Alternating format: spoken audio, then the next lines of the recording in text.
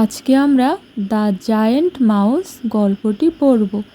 Giant হলো দৈত্য আর mouse হলো ইঁদুর, অর্থাৎ দৈত্যাকার ইঁদুর। এই গল্পগুলি কিন্তু খুবই মজাদার। এখানে ছবি দেখে দেখে তোমাকে গল্প বানাতে হবে। দেখো, এখানে 1 2 3 করে 3টি ছবি দেওয়া হয়েছে। এই ছবিগুলো দেখে প্রথমে বুঝতে হবে যে এখানে কি বলা হচ্ছে, তারপর নিজের মতো করে একটি গল্প বানাতে হবে।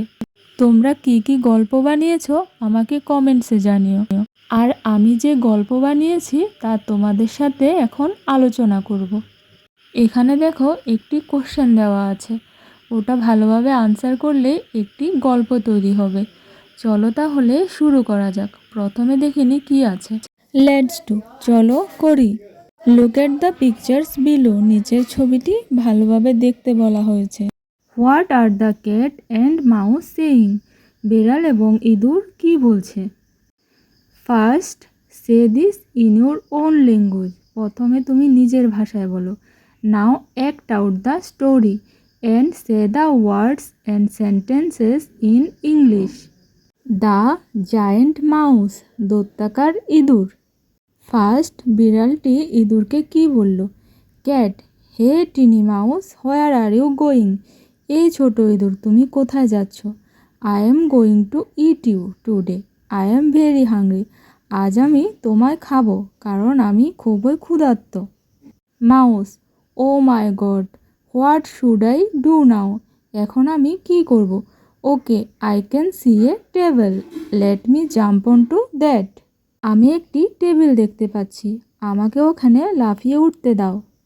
তারপর আবার ইঁদুর বলল, all right, I can see something, I can use to scare this cat, আমি এখানে কিছু দেখতে পাচ্ছি, এটা দিয়ে আমি বিড়ালটিকে ভয় দেখাতে পারবো।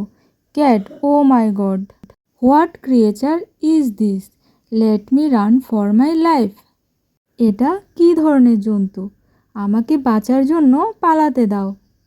ইঁদুরটি টেবিলে কি পেয়েছিল, একটি আতশ কাঁচ। আতশ কাঁচে কি হয়, যে কোনো ছোট জিনিসই অনেক বড় দেখায়।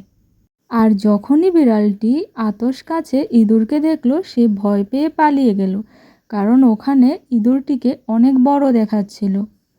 আশা করছি তোমরা বুঝতে পেরেছো। তাও যদি কোনো সমস্যা হয় আমাকে কমেন্টসে জানিও।